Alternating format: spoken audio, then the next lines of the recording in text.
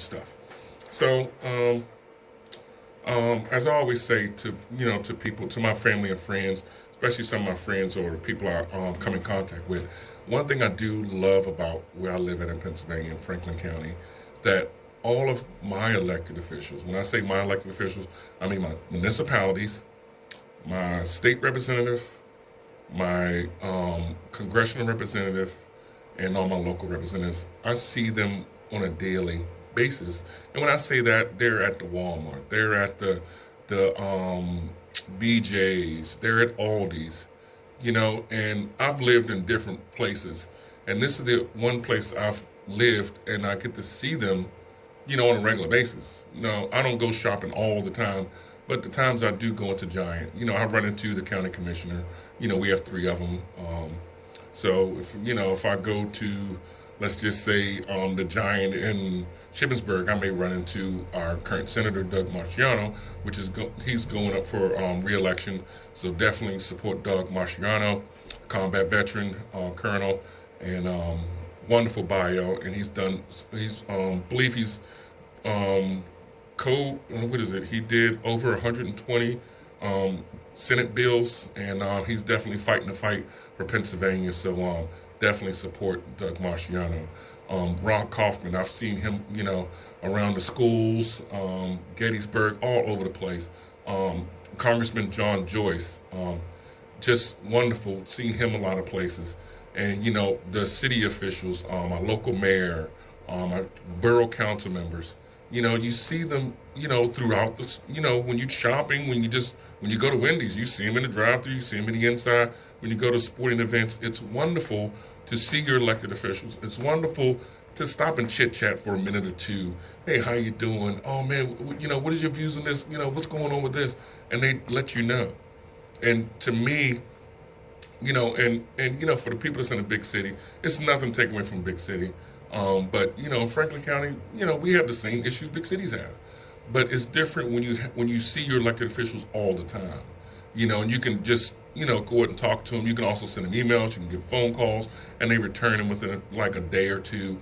It's just wonderful, and I give it off to all the municipalities that have elected officials. As I always say, guys, let's pray for all our elected officials because they have a lot on their table, especially from the local level all the way up to the federal level. Because even on the local level, they still have to kind of climb the ladder and say, hey, where is this funding at, So, and that's what, as residents and citizens, we have to, hold the local, accountable, as well as your state representative, your Congress, and your state senators, your congressmen, and your delegates and stuff like that. You have to hold them accountable. Your governors, because for these what do they call those zones? I forgot the name of the zones, but the zones are supposed to get this funding that our current president put in place. It's all the governor has to designate those zones, but if the governor don't designate the zones, then how do you know who's going to get the funding? Where the funding goes? Because your president can sign all these bills, all these executive orders, and Congress votes on it, and say, let's just say we have $100 million going to revitalization for distressed areas, neighborhoods. But if the governor doesn't say, okay, yes, this place, this place, this place, this place, where does that money go? Do anyone knows? My point exactly. But if you contact your local officials, your borough council, your city council can, put pressure on your state representatives or your congressmen, and then they can put pressure on the governors and stuff like that. Or you can still reach out to your governor. Me personally, I reach out to all of them at the same time. I send an email to everybody. Okay, hey, I need an answer on this. Where's this funding at? And luckily in my scenario, I see these people, on a regular basis. Oh yeah, I did get your email. We're right now, we're tackling the issue. We'll get back with you, which is great, which is wonderful. So of course, people ask me about the impeachment. So, I kind of laugh, and I know it's not a laughing matter, but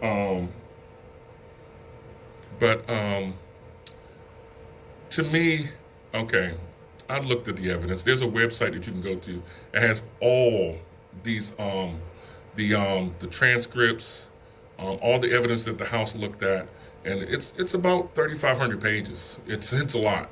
I read through about 500 pages, and you talking about something that's convoluted, but it's broken down to basic common sense stuff. And I just let people know, do the research. Just don't follow these little tidbits on social media, the little tidbits that they put out there on YouTube. You have to do the research, and then when you do the research, then you go ahead and say, okay, let me look at this full article, or let me listen to this full article on YouTube or stuff like that. Instead of just saying, okay, you know what, I saw this on Facebook and it must be true. To each his own. But and of course, I don't need everyone to jump on a bandwagon. I just want people to do research. And the one thing that, in my family we do is we do a lot of research. I tell my children, if you do the research and the research is factual, guess what? Then that's a good thing. Because at the end of the day, everything has a paper trail. Everything has a paper trail. For the children going to school, I say, hey, read your student handbook. It's there for a reason. When you get a job, look at your employee handbook. It's there for a reason. Read. Research. I can't stress that enough. So when I looked through the impeachment and when it was in Congress, in the House, and I didn't follow all of it. I just, because it got tiresome for me. I was like, you know what? I hate watching the news already because it triggers me. But I was like, okay, well, once I reached out to one of my elected officials, they said, hey, if you go to this government website, you can you can click on the link and then download it as a PDF, and you can print it out and you can see for yourself. Or there's one at the bottom of the website, you can click on it, then you pay for the postage, and they'll send you all the documents. Well, I wasn't going to pay $25 for 3,500 pages, so I said, I have a printer at home. I'll print off what I need, here and there. But that is a lot of stuff to read, and this is what this is the things Congress was looking at, and I kind of followed some of it. And when the one congressman, I forgot who it was, I don't know if it was the Jim Jordan guy, when he had those stack of papers, he was like, "This is what we got, 24 hours ago that you want us to go through." And I'm looking at that, I'm like, man, that would take me about a week or two to read. But they have a job, we elected them, and that's what they're doing. And my hat goes off for John Joyce, our current congressman here in Franklin County area. He's doing his due diligence, and voted the correct way, in my opinion, for the impeachment, and he's doing stuff for Franklin County in a positive way. So definitely my hat goes off to him, and also my prayers for all elected officials. So of course now it's in the Senate, and hopefully they go ahead and do the trial. And I know Saturday at 10 a.m. from 10 to 1, I think the president's counsel had presented to the Senate. So one thing is very confusing to me, and I've been doing research on the process for the, in the Constitution, and the process on how impeachment goes. And of course, I researched Clinton's impeachment. I researched, was it Johnson impeachment? My question is, okay, if it's in the Congress, okay, and they have all these witnesses and have all the facts that they want, once it goes to the Senate, why would you ask for more witnesses? And it's confusing to me because you're the first line. But I don't know the answer to all that because I'm still doing the research. But for me, I would, in my mind, as far as what I've researched, is once Congress says, okay, we want to impeach the current president, all those facts, all that paperwork goes to the Senate. So what I've researched is the Senate can either review that paperwork and then listen to opening arguments, and then from there, they can decide whether they want more evidence or they don't. But when you look at it on the news, they're like, oh, well, if they don't ask for witnesses, then they're doing a cover-up. But if the House already did their due diligence and have all the facts, the Senate is just there to say yes or no, we agree or don't agree, and then vote. That's basically it. But, if I'm wrong, let me know. You guys can inbox me because I love doing research. If you inbox me, definitely put a link in because I like to read the actual facts and research. So just don't say, oh, this is this. I like facts. I like where I can go to a government website and it says, okay, this, boom, boom, boom, boom, boom. That's just me personally. And to each his own. I have a lot of buddies out there that may not agree with everything I say. And I don't need people to agree with what I say, but it's just to keep an open mind. And I do have one good battle buddy, Well, he still is an executive chef. But he was a chef for I think 2 or 3 presidents. So he knows the process, the ins and outs.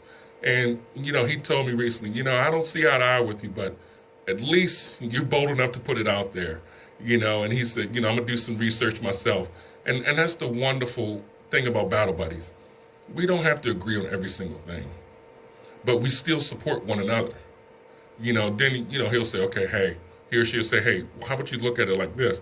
And then I'm like, oh, okay, well, I didn't see that part. Okay. And it's just wonderful when you have that kind of camaraderie, because it's not like, oh, well, we don't agree to the same thing, so I'm not going to be your friend. No, we still go out to dinner. We still go out to the bar. We still hang out at the range. We still do stuff. And it's just wonderful to have that kind of camaraderie and understanding. It's just great. So then I also took the time to go to 2 of the Amazon facilities in Carlisle, because I wanted to know how people are viewing, if people are getting these jobs, and the media had said Amazon is the worst place to work for. So I got to go to the one, what was that, One Ames Drive or something. Great facility, wonderful people. I did talk to, I believe, 4 people. The one couple I talked to, they actually, most of these people, I'm not gonna say most, but the people I talked to lived in Carlisle. So the one couple I talked to, one works the morning shift and one works the night shift. So they were saying how it's them 2 and 2 children that was in a 1-bedroom apartment. Okay, and they were just, his wife was a waitress, and he was just, a forklift driver at a different facility, but didn't get paid that much.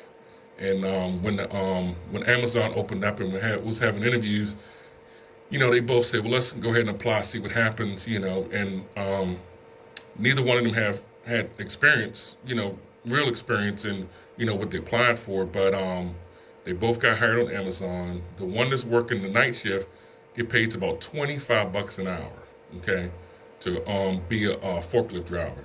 The one that works the day shift is a selector. I think it's the person that takes the items and box it up and stuff like that. I forgot the name of it. And they get paid about $23 an hour. So for them working there for 6 months, they actually purchased a home and they can afford it. And it's a 3-bedroom home, and it's still in Carlisle. So, and I asked them, how's it working for Amazon? It's great. So I was like, well, the media says, it's the worst place to work for. They overwork you, da-da-da. So, of course, the people I was interviewing, they started laughing. And they're like, no, if people want to work extra hours, it's not mandatory. They ask you, if you say, yeah, I'm going to work an extra 4 hours, you get paid for those 4 hours, which is pretty simple. That's just like if you work for any other job.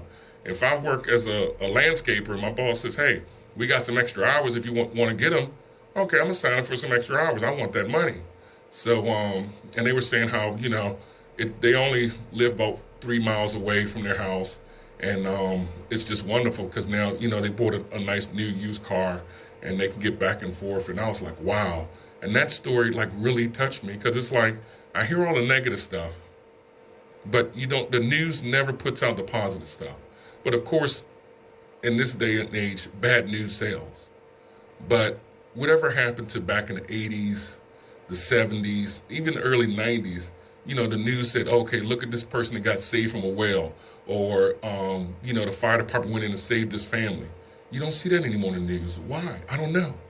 But that should come back, because people like to see good stuff. People like to see good news.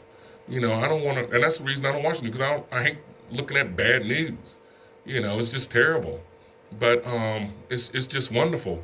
And I was like, wow, so it was great to find that out. And I was like wow, I never would have thought that, if I'm just looking at the media and looking at the news and they say, oh, Amazon's the worst place to work for. And I believe it's 3 warehouses in Carlisle, and they have given over 100,000 jobs. 100,000 jobs. That's a lot of jobs. And of course, not everyone lives in Carlisle. Some people live in Harrisburg, some people live in Chambersburg, some people live in Greencastle, some people live in Marion, some people live in Hagerstown. But the jobs are there. And getting paid above $20 an hour, to run a forklift, man, I'd sign up for that too. Shoot, you must be out your mind not to sign up for that.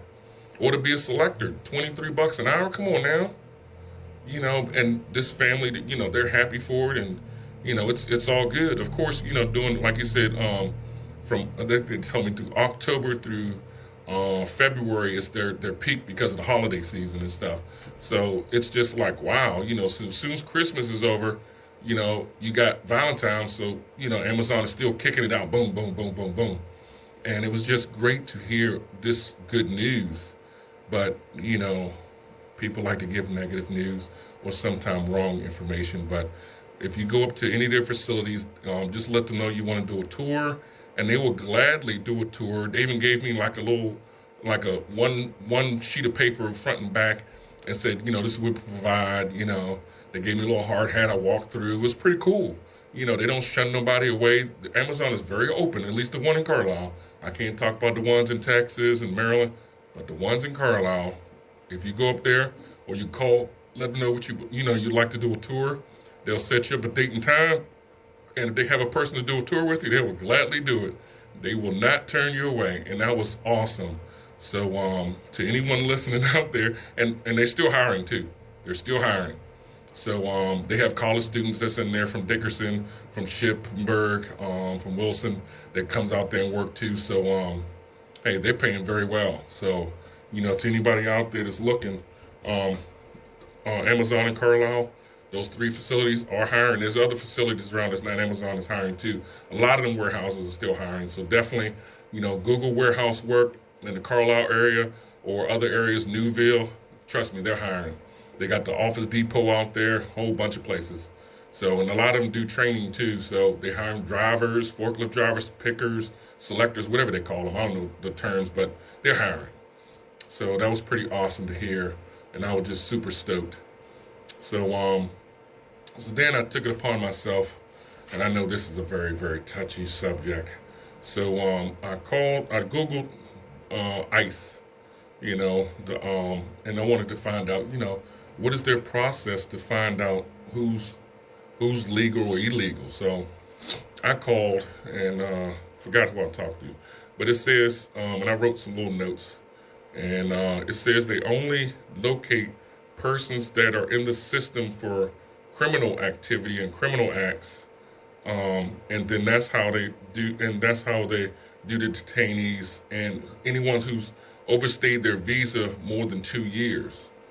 So I was like, okay. So then I asked a simple question. I said, so if I'm illegal and I get pulled over but I have a driver's license, will I get deported? So the first thing he said was no, because you don't have a criminal record. And there's no way to tell if you're legal if you have a driver's license anyway. So I was like, oh, okay. So, I was asking, I was saying, well, the news, they say, you kicking in people's doors and stuff like that. So the guy was like, well, no. And he gave me a perfect scenario. Well, I'm not going to say perfect, but he gave me a scenario that I could understand. So he says, imagine, you have a family of 5. He says, so, and this is not for any specific nationality, because anyone can be illegal, no matter what your race is. But he was saying, imagine you have these, a family of 5, because sometimes the adult children are still living at home. He says, so the adult child is 25 years old, committed a crime. Okay, so of course mom and dad doesn't know that, because they're there living there, still go to work, stuff like that, And he says, so we get a ping that they got pulled over, and they say, then we say, okay, yes, Johnson is at this place. He says, so we go raid the place looking for the son, and of course the family members, the mother and father don't know that their son committed a crime. So then, they kind of, say, oh, well, they just targeted us. But we didn't. We only look for people that's actually in the system as a criminal. So it's not they have a system that says this person is illegal. Now, if you overstayed your visa, that's something totally different too, because there's a process for your visa. So I was asking, what happens when your visa expires? So he was saying usually you can't use that visa number anymore, because if you get a job under the visa number, it says that you have an expired visa. So that kind of pushes people to create a false Social Security number. And they do that because they may not have the funds to renew their visa, or they may just don't want to go back to renew it. He says, but that's on a case-by-case scenario. He said, usually when they detain the ones with expired visas, what they do is they give them a process, say, okay, come to this court date, let's kind of work it out. And then, he says most of them, they don't get deported because they already have a visa just expired. But 2 years expired visa, that's a long time. I can't even drive on a driver's license that's more than 3 months old expired. So there's a lot of leeway there that I didn't even know. So if I didn't know, I'm sure some of my listeners didn't know. But I just thought they were just banging on, kicking in just random doors, but they're not. It's only if you're in the system as a criminal, or if you're in the system with expired visa over 2 years. No, the media don't tell you that, do it. So that was just something, that I found out, which is an eye-opener for me. So, hey, someone has to do the job. But, I support my current president, and I know I posted on my personal Facebook page with me with, one of the Trump hats on. And, of course, I got a lot of backlash. But at the end of the day, this is what I deal with, because when I was in the service, you really couldn't support any elected official while you're on active duty. So, of course, I'm not on active duty anymore, so I got the right to support my president and my congressman, my senator, my state representative, my local officials, and I'm going to do that. So that's just my view on that. It's just, I have my view, I have my reasons, I may not agree with every single thing the president say or does, but at the end of the day, my values are, I'm Christian, I love my firearms, and I love my freedom, And me being deployed many, many places, Syria, most of the Middle East areas, I know how the temperament is there, and I know how they feel about certain nationalities, and I know the process.